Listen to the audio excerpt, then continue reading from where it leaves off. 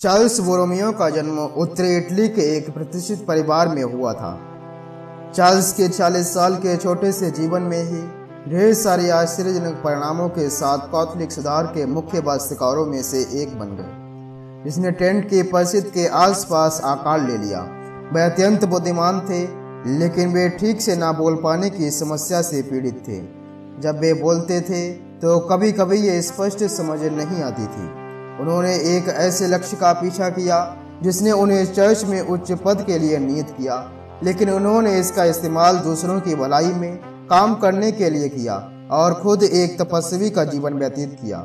उन्हें जब वे एक जवान लड़का थे तो उन्हें बेनेडिक्टन मठ का स्वामी बना दिया गया था, लेकिन उन्होंने इसके बजाय ये कहा कि ये राजस्व गरीबों की विरासत है, न कि धन का स्रोत। मिलान और पाविया में अध्ययन करने के बाद 1559 में उन्होंने डॉक्टर की उपाधि प्राप्त की। जब उनकी मां के भाई पायस चौथे को पोप के रूप में चुना गया और वे पोप के पसंदीदा भतीजे बन गए थे, तो उन्होंने खुद को वेटिकन के दिल में पाया। फिर कुछ मामूली आदेशों के बाद में उन्हें 22 वर्ष की आयु में कार्डिनल बनाया गया। फिर मिलान के आर्चडायसिस प्रशासक नियुक्त किया गया। इसके बाद उत्तराधिकारी में उन्हें पोप के राजस्व सचिव, बोलगाना रोमानगा में और एल्कोना के मार्च और पुर्तगाल के कार्डिनल रक्षक, स्विट्जरलैंड के कैथोलिक कैंटन, फ्रांसिस्कन, कार्मेलाइट, मिल्टा और अन्य निकायों के सूरवीरों के रूप में उपलब्धियां मिली। उन्होंने इन सभी कार्यों को गंभीरता पूर्वक लिया, न कि किसी उपलब्धि के रूप में। किसी भी तरह उनके तेज दिमाग और ऊर्जा ने उन्हें उन सभी चुनौतियों का सामना करने में सक्षम बनाया। मिलान के आर्चडायसिस को छोड़ दिया, जो रोम में उनकी देखरेख में बहुसंख्यक कार्य संपन्न हुए थे, लेकिन वह एक मठ में सेवानिवृत्त होना चाहते थे। लेकिन ब्रागा के आर्च बिशप ने उन्हें आश्वासन दिया कि परमेश्वर ने उन्हें चर्च की भलाई के लिए ये सभी कार्य दिए हैं और वह इसे जारी रखें। ट्रेंट के प्रसिद्ध ने सन 1552 ईस्वी में उन्हें निलंबित कर दिया था, जिससे बहुत से महत्वपूर्ण कार्य अपूर्ण हो गए। पोप पायस चौथे ने इसे फिर से संगठित करने का विचार रखा और इसकी घोषणा की। चार्ल्स ने इस कार्य को उत्साह के साथ लिया और उनको इसके लिए जिम्मेदारी दी गई थी। वे जनवरी 1562 को इसे फिर से खोलें और 2 साल में अपना काम पूरा करें। उन्होंने इसके द्वारा उत्पादित कैटेकिज्म का मसौदा तैयार करने और मरणोत्तर गीत और चर्च गीत में सुधार करने में मदद की। पर्दे के पीछे वह प्रसिद्ध के अधिकांश फरमानों को आकार देने वाले मास्टरमाइंड थे, और जब वह कार्य पूरा हुआ तब वह 26 वर्ष के थे। उन्हीं वर्षों में उनका अपना जीवन बदल गया। उनके बड़े भाई की मृत्यु हो गई और वह परिवार का मुखिया बन गए।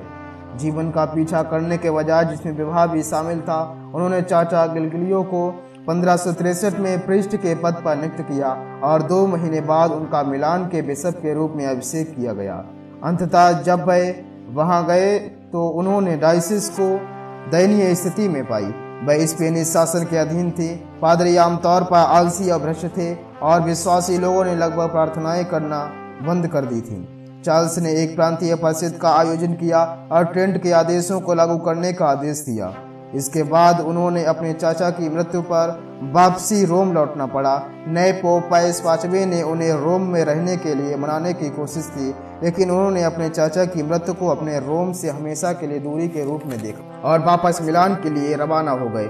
बड़ी ऊर्जा, कड़ी मेहनत, लोगों से कम सम्मान पाने की चाह, स्पष्ट व्यक्तिगत अच्छाई और बौद्धिक दृढ़ता के संयोजन के माध्यम से उन्होंने महान डायसिस को सुधारने के बारे में सोचा। उन्होंने पादरियों की शिक्षा के लिए सेमिनरी की शुरुआत की, मृत्यु गीत के प्रदर्शन पर जोर दिया, इसे सुनिश्चित करने के लिए मसीह सिद्धांत में भाईचारे की स्थापना की और उन लोगों के से जिन्होंने सहयोग करने के लिए इनकार कर दिया था, अपना सुधार करने के लिए धर्मनिरपेक्षता पादरियों के एक समाज की स्थापना की, जैसे कि गिरजाघर, कैनन आदि। उन्होंने डायसिस के उत्तर में अल्पाइन घाटियों में प्रोटेस्टेंटवाद को शांत कर दिया। 1559 ईस्वी में हत्या के प्रयास से बच गए। अकाल के समय डायसिस की संपत्ति से 3000 लोगों को खिलाया और 1576 में प्लेग के प्रकोप के दौरान बीमारों की देखभाल संगठन द्वारा की, जैसे मृतकों को दफनाना और लोगों का पेट भरना। इस तरह से उन्होंने व्यक्तिगत वीरता का एक उदाहरण स्थापित किया।